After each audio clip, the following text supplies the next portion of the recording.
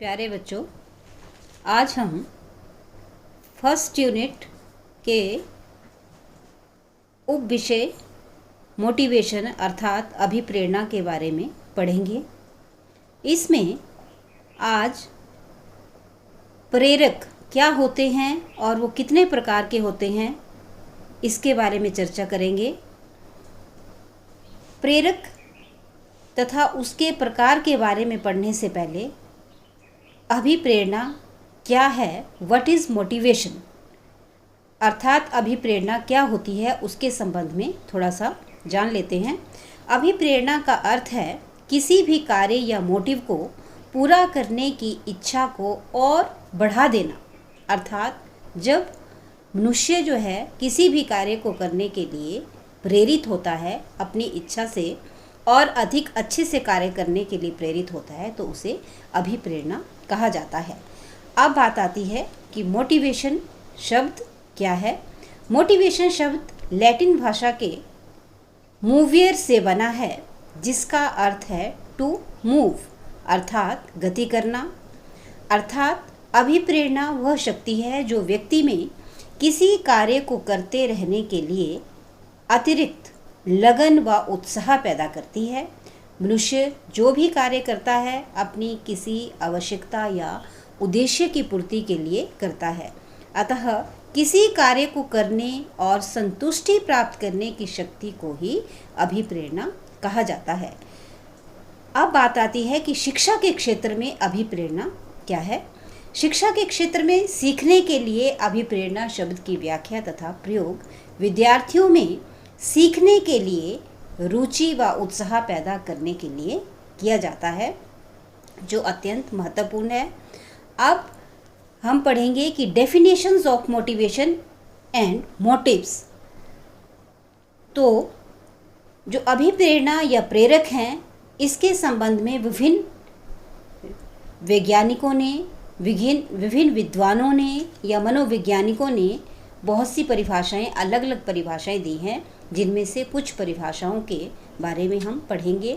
सबसे पहले आता है according to Crow and Crow. Crow and Crow के अनुसार अभिप्रेरणा से अभिप्राय सीखने में रुचि उत्पन्न करने से है। यह सीखने का आधार है।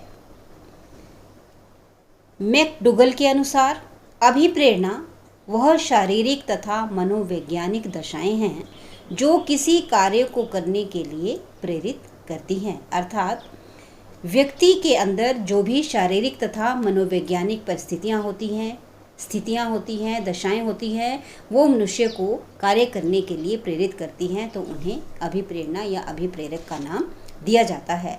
अब है गिलफर्ड के अनुसार, अकॉर्डिंग टू गिलफर्ड, प्रेरणा कोई भी विशिष्ट आंतरिक घटक या दशा है जो कार्य को प्रारंभ करने तथा उसे चलाए रखने में प्रवृत्त होती है। गुड के अनुसार अभिप्रेरणा कार्य को आरंभ करने, जारी करने और नियमित करने की प्रक्रिया है। अर्थात गुड ने कहा है कि अभिप्रेरणा जो है किसी भी कार्य को आरंभ करने के लिए और उसको नियमित करने के लिए, जारी रखने के लिए और उसे नियमित करने की ही प्रक्रिया है। अब इन परिभाषाओं के आधार पर हम प्रेरकों के बारे में ये स्पष्ट हो जाता है कि प्रेरणा या प्रेरक वह शक्ति है जो व्यक्ति को कार्य करने के लिए उत्तेजित करती है। यह व्यक्ति के व्यवहार की दिशा निर्धारित करती है और प्रेरक से व्यक्ति को एक दिशा में कार्य करने की उत्तेजना मिलती है। प्रेरक के प्रभाव से व्यक्ति कार्य करने लगता है और तब तक वह कार्य करता रहता है या उसकी क्रियाएं चलती रहती हैं जब तक उसे अपने उद्देश्य की प्राप्ति नहीं हो जाती या उसे अपनी आवश्यकता की संतुष्टि नहीं हो जाती। अर्थात गेट्स के अनुसार प्रेरक व्यवहार को शक्ति प्रदान करते हैं, वे कार्यों का चुनाव करते हैं तथा व्यवहार को निर्देशित करते हैं। अब बात आती है कि प्रेरक के प्रकार अर्थात टाइप्स ऑफ मोटिव्स। तो विभिन्न विद्वानों ने भी इसके प्रेरकों के संबंध में भी अपने अपने भिन्न भिन्न मत दिए हैं। आज हम जो मुख्य इसके प्रकार है उनके बारे में पढ़ेंगे कि प्रेरकों को मुख्य रूप से 2 भागों में विभाजित किया गया है। सबसे पहले है नंबर 1, आंतरिक या जन्मजात प्रेरक, इंटरनल एंड इनेट मोटिव्स। तो आंतरिक और जन्मजात प्रेरक जो है ये व्यक्ति में या बालक में जो है वो जन्म से ही व्यक्ति के अंदर होते हैं, जन्मजात होते हैं और व्यक्ति के अंदर ही स्थित होते हैं। व्यक्ति को उन्हें सीखना नहीं पड़ता, कहीं बाहर से नहीं सीखना पड़ता। इन प्रेरकों को प्राथमिक प्रेरक, जैविक प्रेरक, शारीरिक प्रेरक या आवश्यकताएं भी कहा जाता है, क्योंकि यह व्यक्ति के शरीर के अंदर से ही उत्पन्न होती हैं। इन्हें प्राथमिक आवश्यकताएं या शारीरिक प्रेरक इसीलिए कहा जाता है क्योंकि जो ये प्रेरक जो हैं ये जीवन को जीवित रखने से संबंधित होती हैं। यदि इन आवश्यकताओं को पूरा ना किया जाए या इन आवश्यकताओं के पूरा ना होने से व्यक्ति का जो है शारीरिक तथा मानसिक संतुलन जो है वो बिगड़ सकता है।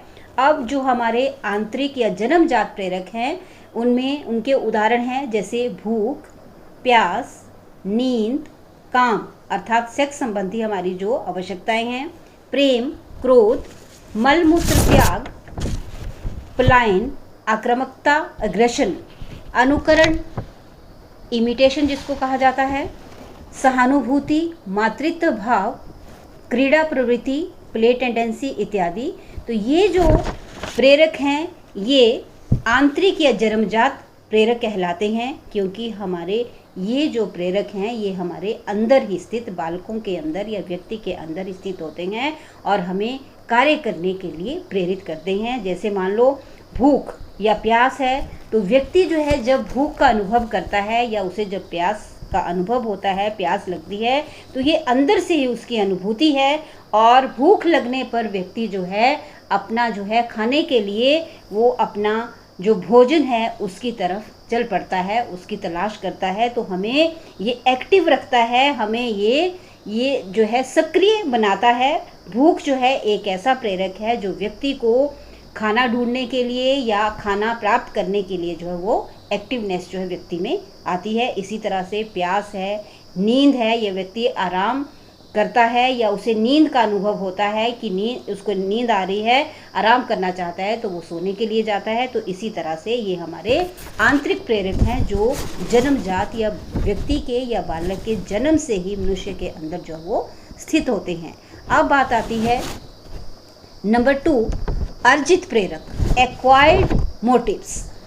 तो अर्जित प्रेरक वे प्रेरक होते हैं जो व्यक्ति या बालक अपने जीवन काल में सीखता है और इन प्रेरकों को व्यक्ति या तो शिक्षा के द्वारा सीखता है या अपने वातावरण से, समाज में, अपने परिवार से, तो अपने माता पिता से अर्जित करता है। इसीलिए इन प्रेरकों को अर्जित प्रेरक कहा जाता है।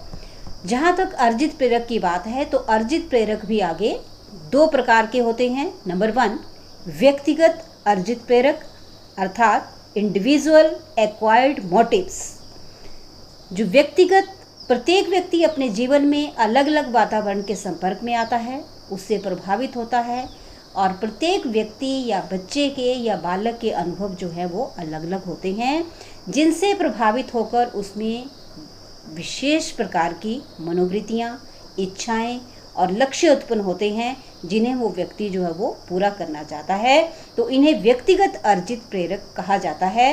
इन व्यक्तिगत अर्जित प्रेरक जैसे जीवन लक्ष्य, आकांक्षा स्तर, मद व्यसन, एडिक्शन, आदतें, अचेतन प्रेरक, मनोवृत्तियाँ इत्यादि जो है इसमें आती हैं।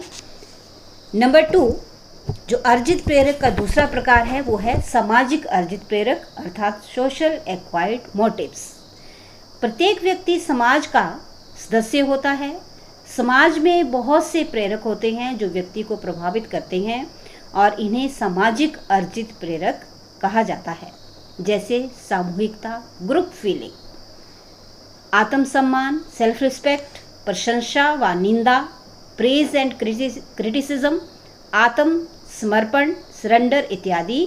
ये व्यक्ति के जो है सामाजिक अर्जित प्रेरक होते हैं, जो व्यक्ति को जो है अपने समाज में जो है कुछ ना कुछ अर्जित करने के लिए प्रेरित करते हैं। अब हम इन जो प्रेरक हैं इनके प्रकारों को एक टेबल के माध्यम से या एक सारणी के माध्यम से समझेंगे, ताकि आपको जो है वो अच्छी तरह से समझ आ जाए। तो इसमें आप सबसे पहले ये सारणी है, ये आप देख सकते हैं इसको। टाइप्स ऑफ मोटिव्स, इसमें 2 प्रकार के प्रेरक हैं। नंबर 1 आंतरिक या जन्मजात प्रेरक, जिनको हम प्राथमिक या जैविक या शारीरिक प्रेरक भी कहते हैं, जैसे भूख, प्यास, नींद, काम, क्रोध, प्रेम, क्रीड़ा प्रवृत्ति, सहानुभूति, मातृत्व भाव इत्यादि। और ये प्रेरक जो हैं इसमें बालक या व्यक्ति जो है किसी भी कार्य को अपनी आंतरिक इच्छा से या खुशी से करता है। ये इसके लिए उसे कहीं बाहर से जो है वो प्रेरणा नहीं मिलती, वो अपने अंदर से ही उसको इसकी प्रेरणा जो है मिलती है, इसीलिए इनको हम आंतरिक प्रेरक जो है कहते हैं। दूसरी तरफ आते हैं हमारे अर्जित प्रेरक, एक्वायर्ड मोटिव्स। एक्वायर्ड मोटिव्स 2 प्रकार के हैं अर्जित प्रेरक, व्यक्तिगत अर्जित प्रेरक, सामूहिक अर्जित प्रेरक। अब यहाँ पर जो है व्यक्तिगत अर्जित प्रेरक में जीवन लक्ष्य, आकांक्षा स्तर, मद व्यसन, आदतें, अचेतन प्रेरक, मनोवृत्तियाँ इत्यादि। और दूसरी तरफ जो है हमारे सामाजिक जो अर्जित प्रेरक है उसमें आता है सामूहिकता, आत्मसम्मान, प्रशंसा व निंदा, आत्मसमर्पण इत्यादि। तो ये जो अर्जित प्रेरक हैं वो व्यक्ति में जन्मजात नहीं होते, लेकिन व्यक्ति इन्हें या तो अपने माता पिता से, अपने परिवार के दूसरे सदस्यों से, समाज से, विद्यालय में, साथी समूह इत्यादि से अर्जित करता है। और इसमें दंड, पुरस्कार, प्रशंसा, निंदा इत्यादि भी शामिल होते हैं। तो आज का जो टॉपिक था इतना ही, इससे आगे हम कल पढ़ेंगे। धन्यवाद।